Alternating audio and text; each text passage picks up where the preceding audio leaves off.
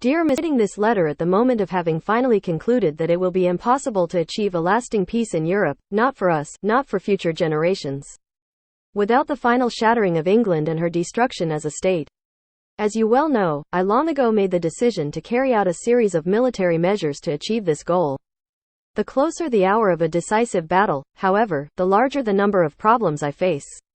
For the mass of the German people, no war is popular, especially not a war against England. Because the German people consider the English a fraternal people and war between them a tragic event. I will not conceal that I have felt the same way and have several times offered England humane peace terms, taking into consideration England's military situation.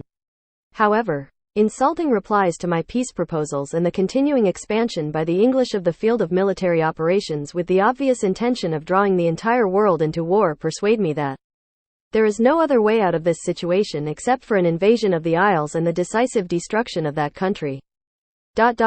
In order to organize troops for the invasion away from the eyes of the English opponent, and in connection with the recent operations in the Balkans, a large number of my troops, about 80 divisions, are located on the borders of the Soviet Union. This possibly gave rise to the rumors degree now circulating of a likely military conflict between us. I assure you, on my honor as a chief of state, that this is not the case. From my side, I also react with understanding to the fact that you cannot completely ignore these rumors and have also deployed a sufficient number of your troops on the border. In this situation, I cannot completely exclude the possibility of an accidental outbreak of armed conflict, which, given the conditions created by such a concentration of troops, might take on very large dimensions, making it difficult if not impossible to determine what caused it in the first place. I want to be absolutely candid with you. I fear that some one of my generals might deliberately embark on such a conflict in order to save England from its fate and spoil my plans. It is a question of no more than a month. By approximately the 15th to the 20th of June, I plan to begin a massive transfer of troops to the west from your borders.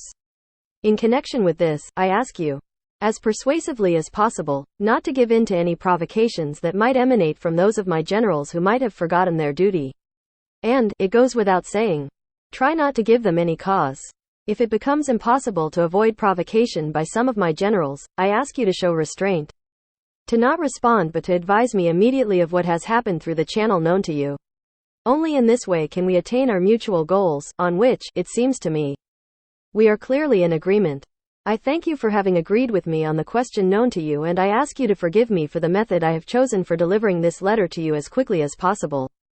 I continue to hope for our meeting in July. Sincerely yours, Adolf Hitler.